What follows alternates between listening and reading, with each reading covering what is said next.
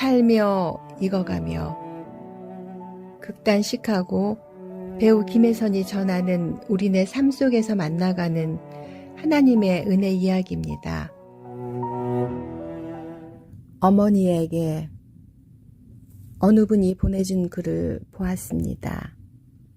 어머니, 나에게 티끌 하나 주지 않는 거린들이 내게 손을 내밀 때면 불쌍하다고 생각했습니다. 그러나 나에게 전부를 준 어머니가 불쌍하다고 생각해 본 적은 없습니다. 나에게 밥 한 번 사준 친구들과 선배들은 고마웠습니다. 답례하고 싶어 불러냅니다. 그러나 날 위해 밥을 짓고 밤 늦게까지 기다리는 어머니께 감사하다고 생각해 본 적은 없습니다. 실제로 존재하지도 않는 드라마 속 배우들 가정사에 그들을 대신해 눈물을 흘렸습니다.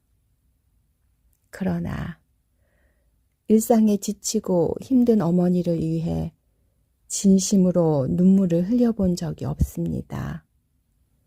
골방에 누워 아파하던 어머니 걱정은 제대로 한번 해본 적이 없습니다.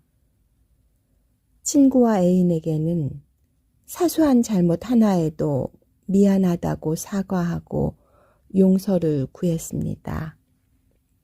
그러나 어머니에게는 잘못은 셀 수도 없이 많아도 용서를 구하지 않았습니다. 사랑합니다. 어머니. 그러고 보니 정말 그러네요. 5월 8일은 한국에서는 어버이날로, 5월 둘째 주일은 미국에선 어머니날로 지내지요. 아들이 한국으로 돌아간 이후로는 이 마더스데이가 별로 반갑지 않네요.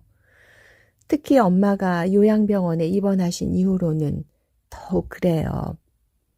축하해줄 아들도 축하해주고 싶은 엄마도 시카고에 없으니까요. 가끔은 일부러 출근하기도 합니다. 마치 아무렇지도 않은 듯 바쁜 일이 있어서 꼭 가야 하는 사람처럼 하루를 보내면서 엄마를 생각합니다. 너무 말라 반쪽이 되어버린, 그래서 가볍게 안을 수 있었던 그 작은 몸. 모든 것을 다 내어주며 자식들을 키워내느라 빈 껍질만 남아있는 것 같은, 그렇게 엄마는 초라한 모습으로 병상에 계십니다. 할머니를 면회간 아들이 화상통화를 연결해 줍니다. 30분간 계속해서 말씀하십니다. 어디 사니? 자식은 있니? 뭐 하고 사니? 왜 나 보러 안 오니? 같은 질문을 몇 번씩 반복해서 하십니다. 그때마다 똑같은 대답을 합니다. 엄마가 기억하시길 바라며. 가끔은 똑같은 질문, 똑같은 대답에 살짝 짜증이 나기도 합니다. 그러면 아들은 이렇게 말합니다. 할머니는 아프시잖아. 그래, 내가 나보다 훨 낫구나. 엄마가 부끄럽구나. 세상의 모든 엄마들은 자녀들을 키우며 수없이 많은 질문을 받습니다. 하지만 한 번도 귀찮은 내색하지 않고 그들의 궁금증을 풀어줍니다. 새로운 언어를 잘 배우기를 바라면서. 그런데 우리는 그 은혜를 잊고 잠깐의 대화도 견디지 못하고 화가 나는 건 정말 죄송할 뿐입니다. 얼마 전 저희 극단에서는 치매에 관한 내용의 연극을 무대에 올렸습니다.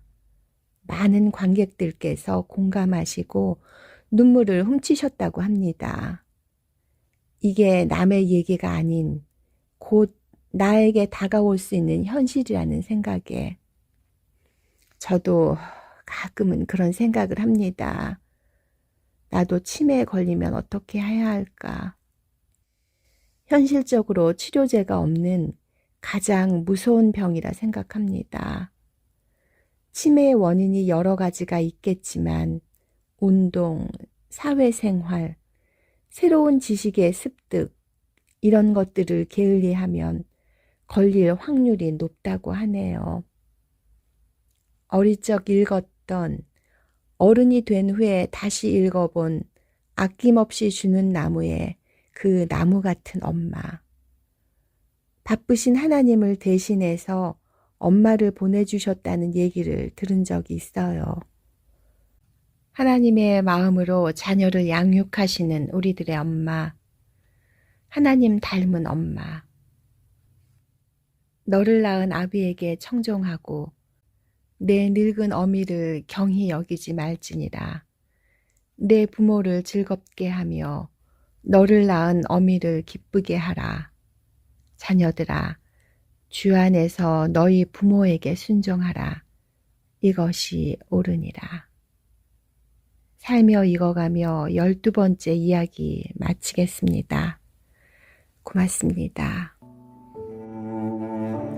지금까지 배우 김혜선과 함께한 살아가는 이야기, 살며 익어가며 시간이었습니다.